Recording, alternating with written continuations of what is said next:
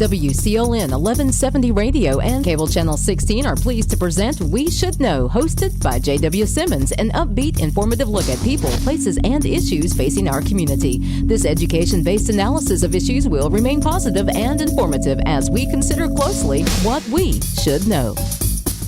Ladies and gentlemen, welcome back. We Should Know is on the air. My name is J.W. Simmons. I'm your host. We come to you each and every week on Tuesdays at 2:30. We're simulcast on WCLN Radio, Star Communications TV, Channel 16. Also, there's a replay Tuesday, Thursday at 7 p.m. Today, we're talking about an interesting subject, and it's My Future NC. We're talking with Dr. Robert Locklear, Regional Impact Manager for that organization, which is a huge organization that has a tremendous impact and an unbelievable timetable. Robert, thank you for being with us. Thank you for having me today, Mr. Simmons. One of the things that strikes me, Dr. Locklear, I look at your background and I see a lot of things that's interesting, but the one thing that struck me is you spent time in the military, administrative officer for 10 years for the United States Navy. You rubbed shoulders with some pretty high level and diverse folks in different positions in the government. I want to pause just for a minute and thank you for your service. Thank you for doing what you've done. You've traveled everywhere from Monterey, California to Washington, D.C. You've been right there where there was, should I say, critical decisions made and been part of that organization from a very high level. Yes, sir. And was a wonderful experience, those 10 years on active duty. And like you said, JW, got to work with several 3-star and 2-star admirals. So my last assignment was out at the Naval Postgraduate School in Monterey, California, and had a wonderful experience there working with Admiral Mercer and Admiral West. And it was a decision I had to make if I was going to continue my career. And after some serious conversations with them, they knew I wanted to get into education, and that's how I ended up back here in North Carolina as an educator. And then speaking of that, you've also assisted principal at Pembroke Elementary School. You served as principal at Southside in Magnolia, St. Paul's Elementary. You made the move to the central office as assistant superintendent. I mean, it's just amazing that you left that one transition and transitioned back into local impact. And I think that's what education is. Let's start from there. Education being local impact. Yeah. As I look at what I have read regards to my NC, my future NC, and I'm encouraging folks, we're going to put this on the screen so folks can go to that website and look at it. It's a great website. It occurs to me that you're really not only promoting, but trying to make happen a critical must for the future of this state. Absolutely. Yes, and with My Future NC, you know, of course, we were enacted by House Bill 664 that says that by the year 2030, we'll have 2 million personnel with a post-secondary degree or a industry credential, so that we can make sure that we are producing individuals for the workforce, because we know that as North Carolina is one of the leading industries and workforce developments in the nation, we want to make sure we have the personnel readily available when those industries and businesses move into our great state, because we know that North Carolina is at number one or very close to being number one in the United States when it comes to workforce. One of the opening introductions on your website, it talks about a class of students and actually shows the students and the number of students that actually end up with some kind of degree or some kind of a skill degree. And it's a little bit shocking when you see how many students that we're missing, and the importance of what you're doing and what My Future NC is doing is a part of changing that cycle. Absolutely. We want to make sure that every high school graduate, when they leave, that they have the tools and the skills necessary to go, whether it's into the military or whether it's 2 or 4 year college or straight to the workforce, because when you look at the leaky pipeline, for every 100 ninth graders, we know that of those, 28 will earn a degree or credential within 6 years of graduating. So that leaves 13 did not graduate high school within 4 years. And we know of those 87 that are left, that 39 did not enroll in a post-secondary or institution within 12 months. And also, of those 48 graduates who enrolled in a post-secondary institution, 11 did not persist to their second year. And of all those 37 graduates who enrolled in a post-secondary institution and persisted, 9 did not earn a secondary or credential within 6 years. So we know that we have to do a better job to make sure that if we're going to have a readily available workforce for all the businesses and industries that are moving into North Carolina, we have to make sure that we are getting those students at an early age in middle school when they get into transition to high school. And that's why I'm glad to see that our legislators have enacted the career plans for our middle and high school students, because we know when they leave middle school, they have to have an idea or some kind of plan, so that when they do enter into high school, what will my 4 years look like? What am I planning my career for? So I'm glad to see that they did enact the career plans for our middle and high school students this year. One of the things I want to follow up on that thought, it seems to me that for so many years in the past decades, that we really looked at the gold star, this idea of academic achievement, a bachelor's, master's, or doctorate degree, of which obviously you have all of those. But now I'm hearing, not only from you, but others, the critical piece is, do you have a skill set? Do you have expertise that you can do something, maybe in the trades world? And of course, our community colleges, in my opinion, I'm a bit prejudiced because that's where I retired from, but the community colleges do a tremendous job in those skilled courses. And as a matter of fact, when I passed Sampson Community College, I've worked closely there with the leadership team, with the college president. And, that's what we talk about, is how can we make sure that we get students into the community college, making sure they're going into the right field with our adult learners, with our high school graduates. How are we helping them to plan their careers? So I think about, those adult learners, those that have been out of high school for a little while. They really don't know what to do. They're not producing a sustainable wage for their families. But when we talk with them, whether it's through private or whether it's through any organization where we can have a chance to talk to those individuals, we want to let them know that, hey, you go back to the community college level, get that credential where you can, finish that up in a matter of time, where you can go and start, making $30, $40, $50 an hour, and how valuable that is to not only the family, but to the economic development here in Sampson County. And when I drive around and I'm looking not only here in Clinton, but throughout the county, there's so many businesses and industries that are producing great products right here in this county. And it's amazing, that we have the workforce that we need to just continue to build on, because when you look at attrition and retention, you got to make sure that you're producing those individuals that are going to take the workplace segments for those that are retiring and those that are coming on board. So it's a continuous cycle. And that's one thing I really like about my future NC, is that where we can work with the community college presidents. I have the pleasure of working with 8 here in the Sandhills region, working with the public schools, with the superintendents and their leadership teams, and I think about, students that are getting ready to graduate. Just recently, when the report came out, over 10,000 high school students, seniors, dropped out of high school, which is like an astronomical number that we should never allow to happen. So we got to make sure that we are encouraging, supporting, helping those students to plan, so when they do get to 12th grade and they get ready to graduate, they got to have their financial aid application filled out, so they can decide on they're going to do a 2 or 4 year, or are they going to go into just a credential program, credentialing program, or are they going to go straight into the workforce or military?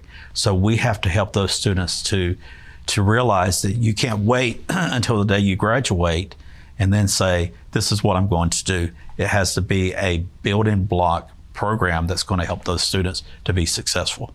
And I think that's important that we get this information. I mean, what you just put before me is that it is a vital piece of information that if we don't get it out there and get it to parents to absorb and process and ask if they have a question, ask a question. If we don't get it out there where teachers in the classroom encourage students to participate and get involved, early in age. We're talking adolescent behavior being at a stage 9, this stage. You've seen it as well as a lot of other folks. Anybody that watches the news, there's all kinds of problematic issues that some adolescents are getting involved in.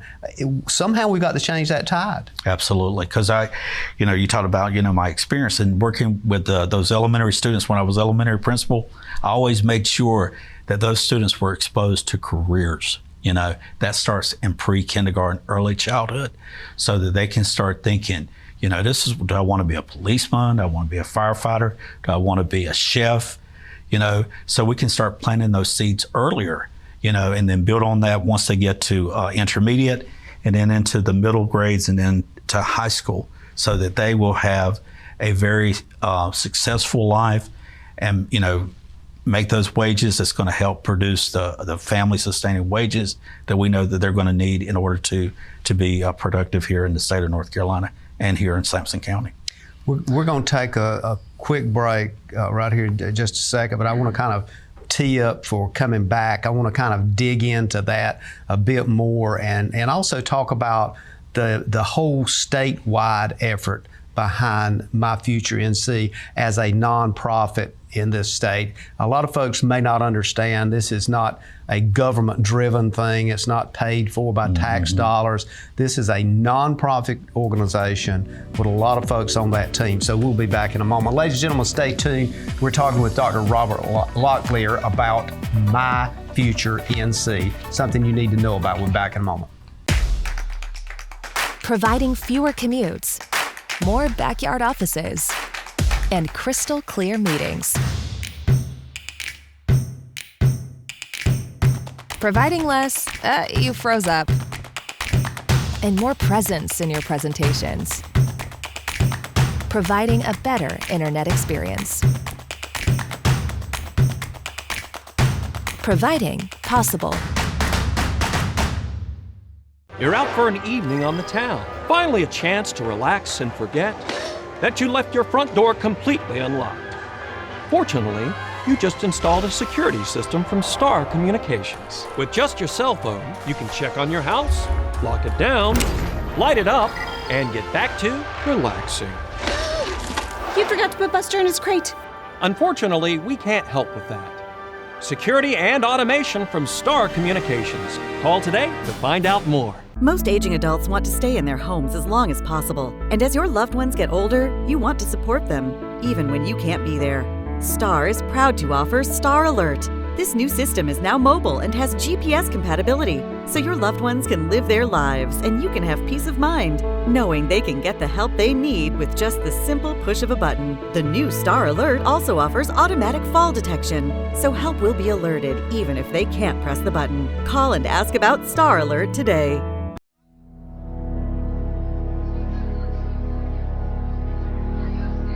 On the first day of kindergarten, parents and loved ones bring their little ones to school for the very first time.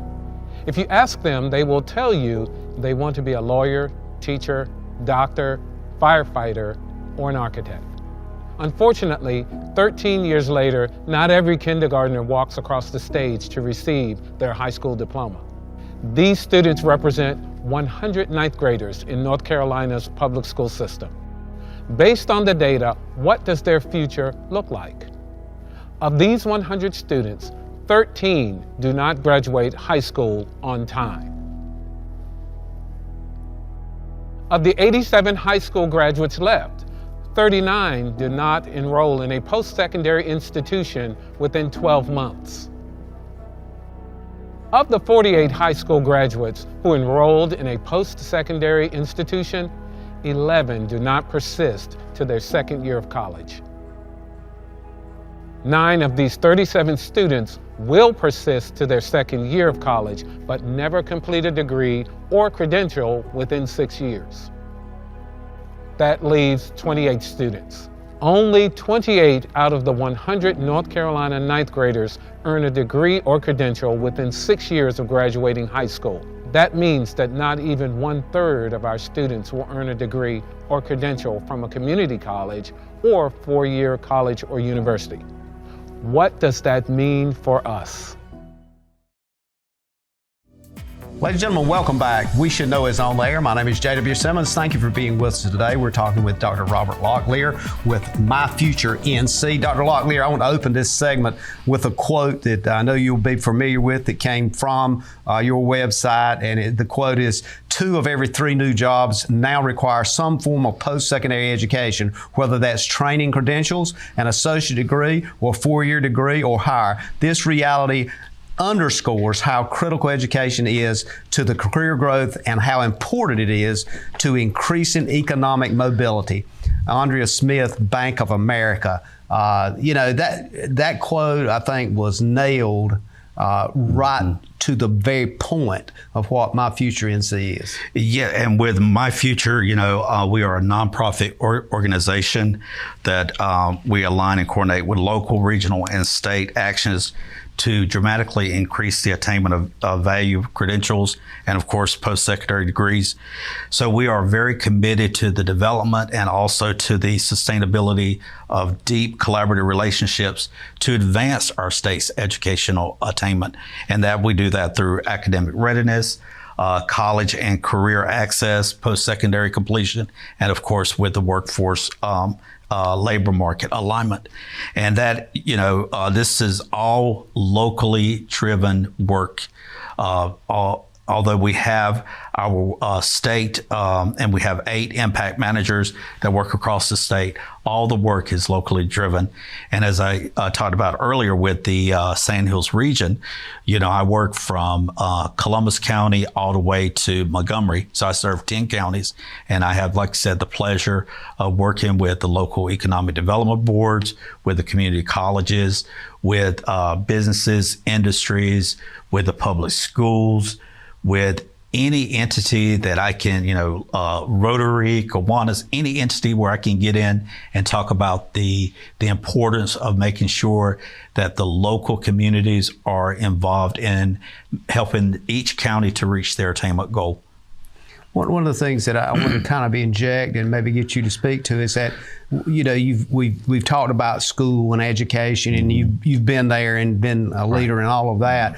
But at the end of the day, are we able to reach parents and family structure to get them to understand, to help, should I say, poise their children in an early age to start looking at their future as it relates to jobs and employability and sustainability? Is there a missing link there that maybe we need to get parents more involved? Now, and I'm not saying parents are not. I mean, but I think at some point in time that has to be a critical part to bring that parent to understand the picture that you're painting and that My Future NC is painting, to help move that child and to assure that child is moved in the right direction. Absolutely. And just recently retired from the public schools of Robeson County, as an advocate for students, I'll make sure I was in contact with the parents, whether it was as a teacher, whether it was assistant principal, assistant superintendent.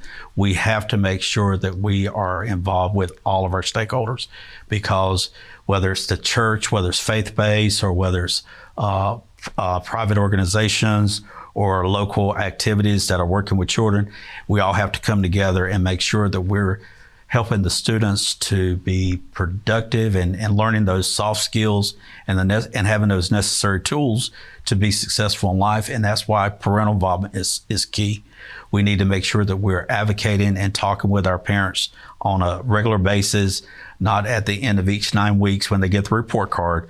Those conversations have to be continuous, and making sure that we are addressing the needs of every single child. And I am an advocate for parents to be involved in their child's education, because that's only going to help with the impact. It's only going to help to increase the attainment goals that we're setting in across the state. 2 million by 2030. We were just talking earlier, that's not that far away. 2030 is right around the corner, and we have to make sure that we are reaching every single student and every single parent. And that's why when I talked about FAFSA, that is one area we really need to get our parents involved in, making sure that their child is completing that FAFSA application.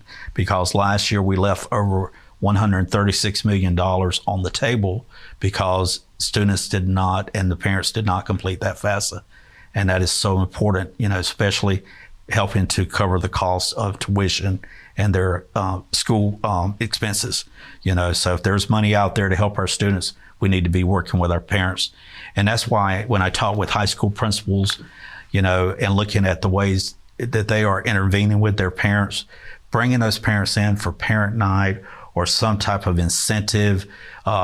Here recently, I just talked with a high school principal, and they're giving away extra graduation tickets to students if they complete their financial aid application, which is very important, because we know that if we get those parents there, that the students will be more successful. And that's why parental involvement is very key to a child's success in life.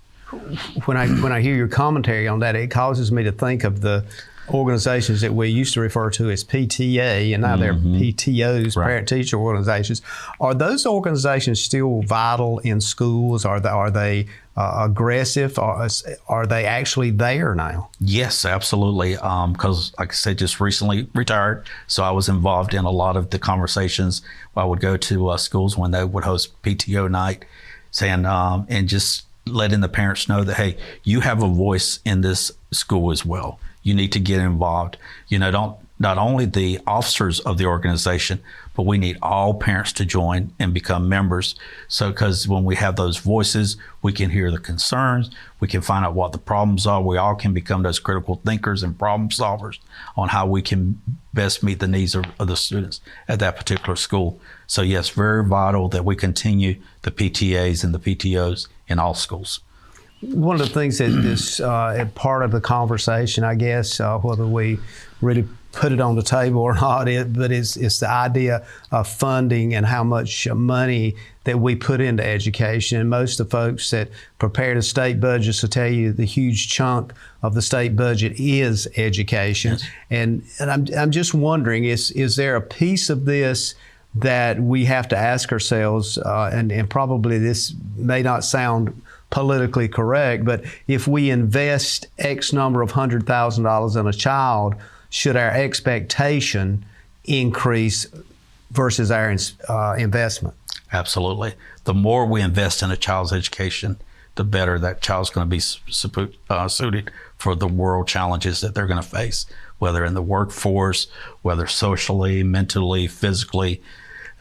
It's only going to benefit the individual, and that's why, as an advocate for all students, I just want to make sure all students have access to a free education, where they can get the necessary tools that they need and those skills to be successful in life. And that's why, as an advocate for public education, I want to make sure that our students are receiving all the necessary funding they can when it comes to benefiting them, them in the long run. And one thing also, Robert, I want to touch on as well is that oftentimes we'll hear folks say, well, if you grew up in a rural area, you didn't have the opportunity. You could have done much better if you were in an urban setting with bigger schools and newer schools. But you your whole life kind of challenges that, does it not? Absolutely. And I had the pleasure of working at small, rural, community-based schools all the way to the large city schools. And people say they're completely different, but they're not. We are educating children, and we are educating, and I tell parents all the time, what you send, that's what we're going to educate. And when you have those parents that are involved, it really makes a difference in a child's life. I've seen it firsthand. And if we could get more of our parents to become active members and keep advocating for, education, because if we are not putting our dollars in education and making sure our students are successful, then the workforce is not going to have the employees that they need in order to be successful. And that's why, as an advocate for public and funding and making sure that we're getting all the tools that those students need to be advanced, and is so important. It is just so important. For those children that may not have that family structure, that desire to help move that child to a brighter future, there's some conversation about that the folks in education spend too much time, or maybe not enough time, or maybe they don't have time in this process. It's been referred to as rebuilding the child, because where they come from, they may not be getting any push, or they may be marginalized if they even say, well, look, I got to have another hour to finish a school project or something. It's hard to believe that environment exists, but I'm told that does. Yeah, and that's why, as a former principal, seeing those students when they walk through the door and those parents with them, and you could always tell the parents that were very involved in making sure that those students are prepared for that day of learning, versus the students that are coming to school and they haven't had any involvement with their parents over the last few days or weeks or months, and so you had to balance, no matter what you were faced with on a particular day, you had to make sure you were there to give that child the love and the care and the support, meeting those needs, because like I said, if we don't start building them at pre-K, when they get to 12th grade, they're not going to be ready for whether it's the military, college, or going into the workforce. When we come back from this break, I'd like to touch on that particular building cycle, and you mentioned pre-K, talking about that development period, that critical development period with a child, and how that is so important for folks to understand that's listening today, particularly from your perspective, because it's so critical. You've been there and seen that from the ground up. Absolutely. So we're going to take a quick break and come back and kind of touch on that. And there's so many pieces of this. I want to try to get in everything I can, and hopefully we're making a difference. Ladies and gentlemen, we'll be back in a moment. We're talking with Dr. Robert Locklear. We're talking about the future not only for students, but the future for you in this state. We'll be back in a moment.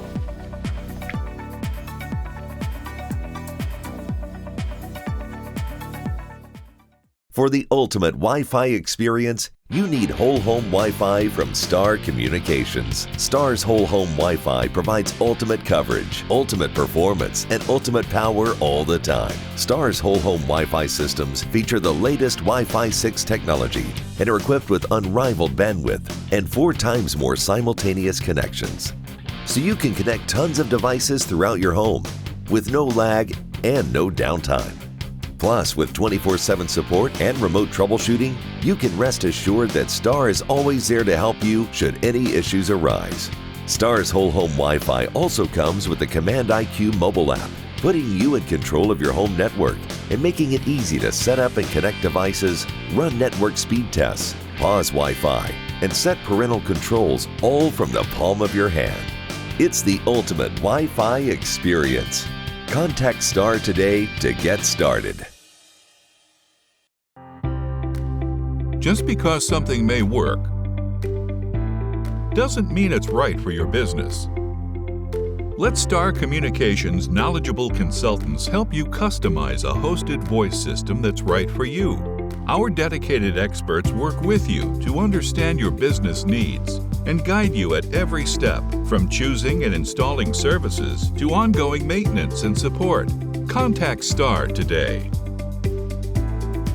Ladies and gentlemen, welcome back. We're talking about education in kind of a way that maybe typically we are not used to talking about it. We're talking about it futuristically, and we're talking about it as it relates to everyone's future, including the student.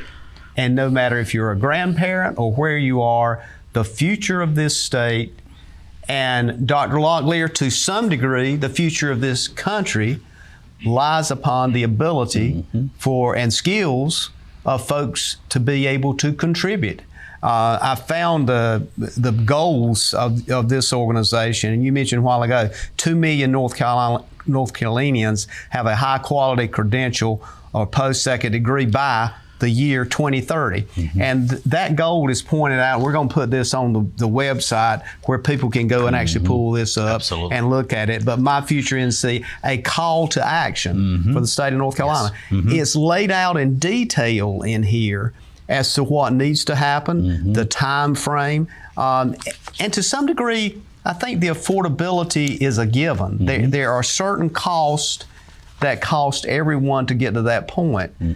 As we look at where we are, and I know you alluded to this a while ago, but are we getting closer? Do you feel comfortable that we may reach that number of students by 2030?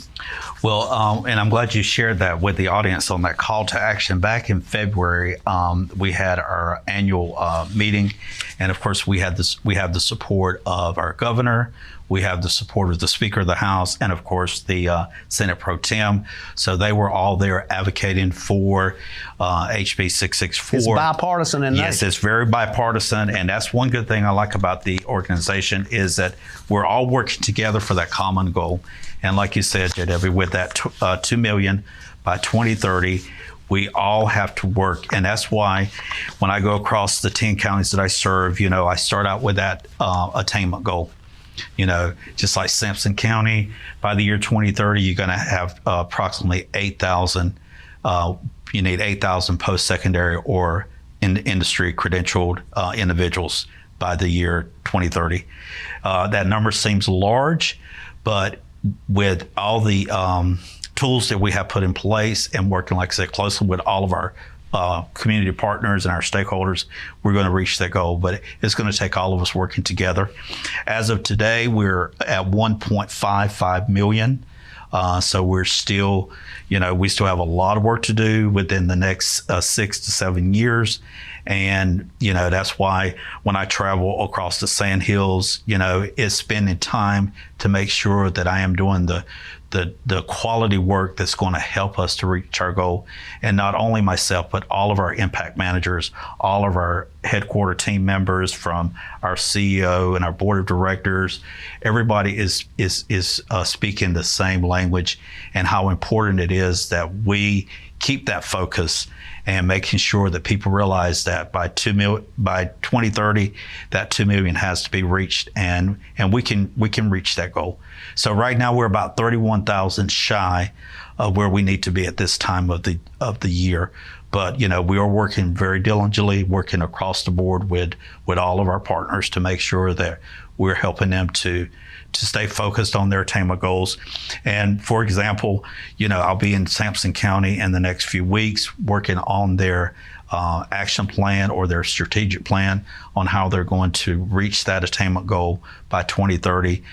Just finished up in Moore County with their cross-sector partners, and they're continuing to work on their plan. I'll be in Robeson County the end of July.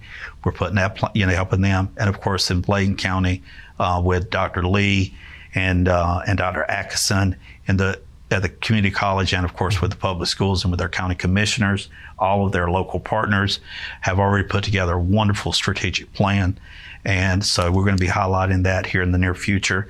So Montgomery County, I could go county by county and tell you all the great work that's happening across the board, from the academics to the college and career readiness, from NC Pre-K, and I know we're going to talk about early childhood here in a few minutes. Workforce alignment. Every sector is working diligently to make sure that we reach that goal of 2 million by 2030. It seems that a lot of what you're doing and the folks that work with you, you're knitting together a collaborative of all of these counties within the county to work together with all of their resources to develop these specific goals and guidelines. And then somehow all of that's got to come together to support the state movement. So the picture can be clear, the path can be straight. You don't have to look or try to find a sign of which way to go or what to do. It should be already printed out in front of you. That's right. And here in Sampson County, we have our local educational attainment collaborative.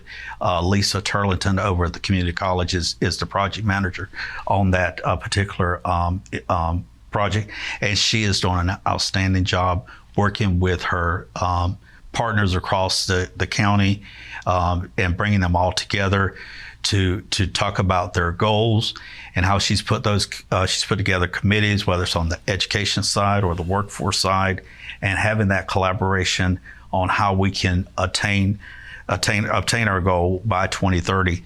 And so we have 15 LEACs across the state of North Carolina. So Sampson County also is part of the NC Reconnect.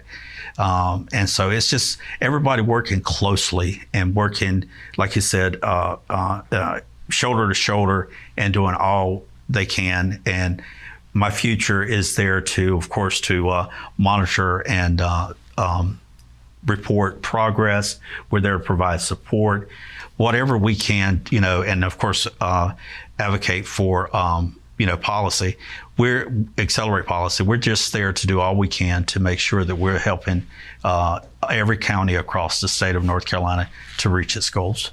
One of the things that I read was a pretty bold statement that said commitment to educational equity and opportunity for all. We have a growing population, and in some areas a rather large population of Latino workers and people that have families here. Yes. How do we make sure that the language and should I say cultural differences are not overlooked, that we make sure that the door is open, because there's a number of folks that maybe need even translation going on, but yet dedicated, hardworking people. Right. And that's why we have to go out there and meet the individuals where they are. And, the Hispanic, the Latinx population is one area that I see across the Sandhills that our partners are working very closely with, because as a matter of fact, just one of our community colleges just started a program where they're helping those adult learners because they don't speak any English, so they're having to provide translators for the courses. And I just see that as a plus for that community. And it, because when I go out and I talk with local businesses and they're talking about the workforce, a lot of our businesses are, right now employ quite a large number of Hispanics. And I see that. And, and we want to make sure that we're providing those individuals with all the necessary tools that they need in order to be successful. And that's only going to help to get those numbers with those adult learners where they need to be, because that's only going to help that 2 million by 2030. And I think, too, a lot of folks understand that the area that you talk about in the Sandhills, that agriculture is a huge part of that. All of these counties that watch this show or listen to the show on the radio here come from Bladen, Cumberland, Duplin, and surrounding counties. And these counties depend on that labor force. And ag itself has become, at least from my era as a child growing up, has become very high tech. And we see that every day, and I was watching a segment yesterday evening on artificial intelligence and how it's pretty frightening right now, because when I first started as a teacher, I had one computer in my classroom and I'm like, wow. And now you walk in classroom, every student has their own device, and whether it's a laptop or a MacBook or whatever the case may be, it's amazing how technology has changed, and it's going to continue to change, as we progress. But we have to make sure that we're equipping our employees and our soon-to-be workforce as they graduate high school and go into the workforce with those tools. Because I think about, if you call an HVAC technician to your house now, everything is computerized. And I'm like, wow, they used to have their tools that they would get out. Now it's the computer, and it's amazing. Yeah. So we have to make sure that we are educating based on what the needs are right now. When you think about the automated society, and you've got a long track record in education, it seems to me there's a lot of issues that education may have to do some catch up on. There may be folks that are there to go, look, I want to stick with the traditional textbook, and I want to maintain that identity, and you've got to think out your response for it. But you mentioned one thing. This whole AI, this alternative intelligence, is so speed driven. It's bringing answers in milliseconds compared to what the human brain needs to process over time and do comparative analysis and look at analytics. Is this going to be a good thing or a bad thing? And I'll go ahead and cue you up. We're going to go to a break in a minute, so we may have to follow up part of that question. Yeah, because, every day when you start looking at the data on artificial intelligence, it's amazing where it can take us. But I'm afraid that, my opinion is that we're going so fast that we're not looking at all the research and how is this really going to affect us in the long term. So I'm a little nervous about that. Yeah, and we can pick up on that when we come back, but we're going to go to break. And it sounds like what you're saying, it is taking us there in a fast pace and in a hurry. But I always think it's important to reflect on where you come from. So you'll know where you're at. Absolutely. And sometimes it just don't work out that way. Ladies and gentlemen, we'll be back in a moment. We're talking with Dr. Robert Locklear. We're talking about something that is impacting your life and will really be impacting it within the next few years. By 2030, we'll be back in a moment. Eastern North Carolina is a beautiful place where we gladly choose to call home. And we strive to provide the best communications services. STAR is committed to improving communications to all our service areas because we want to improve the communities where we not only work, but also live. STAR Communications.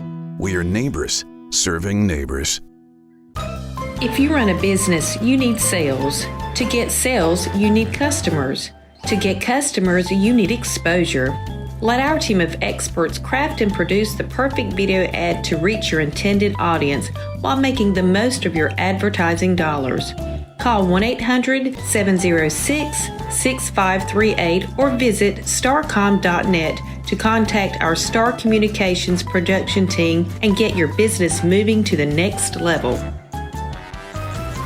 Ladies and gentlemen, welcome back. We're coming up on our last segment here at We Should Know. We want to thank you for being with us today. We come to you each and every week on Tuesdays at 2:30. My name is J.W. Simmons. I'm your host. Also at 7 p.m. on Tuesday, Thursday on Star Communications Channel 16. There's a replay.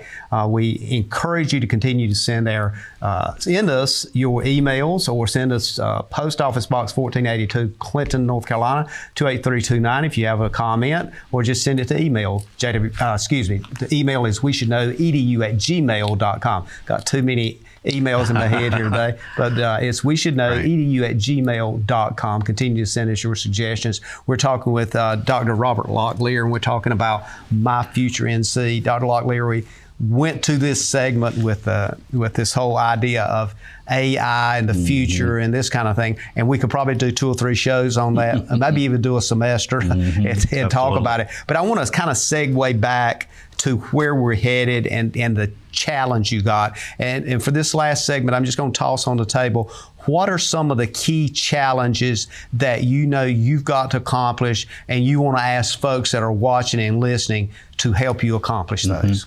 One area that we really need to focus on is our early childhood. When we look at pre-K numbers, we know that we are not enrolling the students that need to be enrolled, because we're missing out on so many of those. Because if you look at the current trends, about 51% as of 2022 of our 4-year-olds were actually enrolled in a program. And we need to look at 100%, because we know that if that child or those children get the soft skills that they need in pre-K, when they get to kindergarten, they're only going to be more successful. So we know that North Carolina, as one of the nation's highest quality pre-K programs in the United States, we wanted to make sure that we are opening up more slots, providing more resources for our parents so that they can get their child enrolled in a program. Because if you look at childcare, the cost of childcare today, a lot of parents are having to, one parent is having to remain at home because of the cost of childcare. So if we could do something to help with that aspect, so that child can be enrolled in a early childhood program and that parent could go to work, that's only going to help our economic numbers increase. And that's what we're all about, is making sure that we have, that 2 million. We keep harping on that 2 million, and that's what it's all about, is having that 2 million by 2030 workforce or credential degree. Do I understand right when I'm hearing from psychiatrists that the human brain develops the overwhelming majority of the information it does in that pre-K era? Right. In those first few years, how important that is, and that's why when they're, and I think about my experience as a pre-K principal, you go in there and you see that, the children are learning how to work together as team members or partners. They're learning to think critically, abstractly. They're using all of their cognitive abilities to make decisions, and then we expose them to careers. And that's one reason I'm an advocate for early childhood, is exposing the individuals so that they can start thinking about, this is what I want to do when I grow up, Because I go back to myself when I was in kindergarten. I had no idea in kindergarten that I wanted to be a teacher. And all I knew is I worked on a farm. We grew tobacco, and that's the only life I knew. My dad was a tobacco farmer. His parents were tobacco farmers. Their parents were tobacco farmers.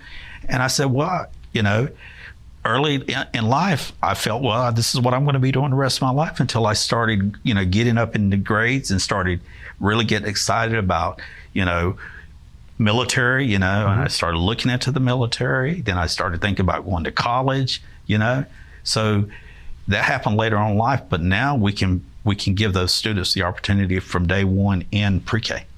And what I hear you saying too, you not only need the support of local government leadership, but you need that grassroots support as well from parents and others and civic organizations and even churches to give you that support that you need to kind of make this happen. Yes. This is kind of an all-in situation. Yeah, all sectors across the board. We use that word quite often. I use it on a daily basis, cross sectors, because that's what we're talking about, is how can we make sure that we're bringing all the players to the table, and I think about the project that's going on at Robinson Community College.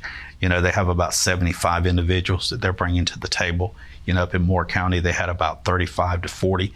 So each community is different, but but the more you have at the table and have those conversations, and you look at the opportunities for growth on that county attainment profile, that is so important, that we are all understanding these are the opportunities that our county has for growth and to help reach that targeted goal by 2030. And something I want to see if I could tie in with that and kind of get your observation on. We have somewhat of a robust behavioral health system in North Carolina. How important is it to connect with that? Because we hear a lot about adolescent behavior and a need for behavioral health and those kinds of things. Is those just automatically synced together, or is that something My Future NC is having to help knit together and bring together to a closer capacity? Any time you talk about education, we're all in this together, and whether it's helping those individuals with that mental capacity is so important, because I talk about my experience when I was a middle school principal.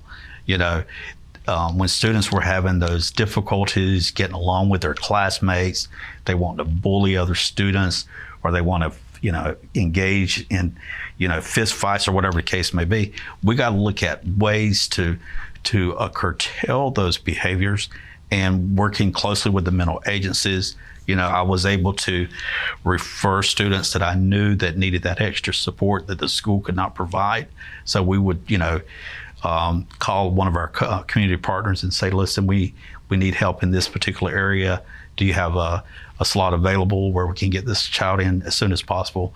So yeah, with My Future, we're able to help in whatever capacity we can, because like I said, it's all about being locally driven, and helping to meet the needs of all of our individuals. So to further kind of dig one more question out of the pre-K, when we think about the pre-K education piece, that is a structured piece of education that is objective driven and goal oriented. It's not, I don't want to give people a false sense here. It's not where you go and eat cookies and play with toys. It is very structured. It's detailed, and having been a principal of that area, just wanted you to speak to that a little bit, because I think sometimes people maybe don't understand how quickly that brain and those neurons are firing up there and coming together at that age, and it absorbs everything. Yeah, because across the state, over the last 3 years, we implemented the science of reading, and how important it is that we provide those literacy skills at an early age. So with those students in pre-K, they're learning sounds, they're learning to put letters together to make words. They're able to sing, they're just building their vocabulary, because there's an engagement where years ago you didn't see that. It was like they would just come in. It was like they would play in their different center activities. They would have a meal, they would take their nap, and then after that was it, But now you walk into a pre-K classroom or early childhood, and they are involved in whether it's working on the gross motor skills or doing critical thinking activities with building and designing. It's amazing that the levels have increased tremendously in our early childhood program, and that is so important. And that really, what you just said, prepares them for the progressive steps going forward to continue to enhance the process of the brain and the development of the brain. Absolutely, yes. So there's a neuropsychological point of view in this as well. Absolutely, and it's only going to, as we get more of our students into the early childhood program, it's only going to help our state to be recognized as one of the top early childhood programs in the United States. So, do you feel comfortable, and you touched on this earlier, do you feel comfortable that we are on track? We're a bit behind where you mentioned we want to be. Is the challenge you're facing now, do you feel it's somewhat foreboding, or is it something that we can meet? Yeah, well, if we stay focused, if we continue to have those conversations locally and working with our partners, I see no reason why we can't meet the 2 million by 2030. We're coming up on finishing. It seems like we've just only been here 10 or 15 minutes, but I want to give you about a minute to just touch on anything that we might have missed, or reiterate something that you feel like needs to be said again. Yeah, well, first of all, thank you for the time today, JW, and just appreciate all that you do, not only here in this community, but throughout the state. And we just want individuals that are listening, the radio audience, and just making sure that anything they can do to help their local communities to reach their goal, we're advocating for you to become a partner. And we're planning to put some information up on the site here, so folks, if they need to call somebody, they'll have that telephone number and those kinds of things. And I think that'll be a benefit to you going forward if folks want to reach out to you, because from what I can understand, you're accessible most any time if somebody wants to schedule you to come in to speak to a group of people, whether it's civic clubs or others, maybe connect with churches if they need to be, or somebody that's got a project. Yeah, we're there to be partners, and like I said, we travel wherever we're asked to participate, and sometimes we would knock on the door and say, we'd like to come in and present to you. So absolutely. So it's a lot of great work. Well, thank you for all you do, and again, thank you for your commitment to our military here in this country. It's much appreciated. Ladies and gentlemen, thank you for being with us today. We've been talking with Dr. Robert Locklear about My Future NC. We look forward to seeing you again next week right here, and may God bless. Thank you for tuning in to this week's episode of We Should Know with host J.W. Simmons. If you have a question, comment, or suggestion regarding this or any episode, please send your emails to weshouldknowedu@gmail.com. And remember to tune in every Tuesday at 2:30 for another informative episode of We Should Know.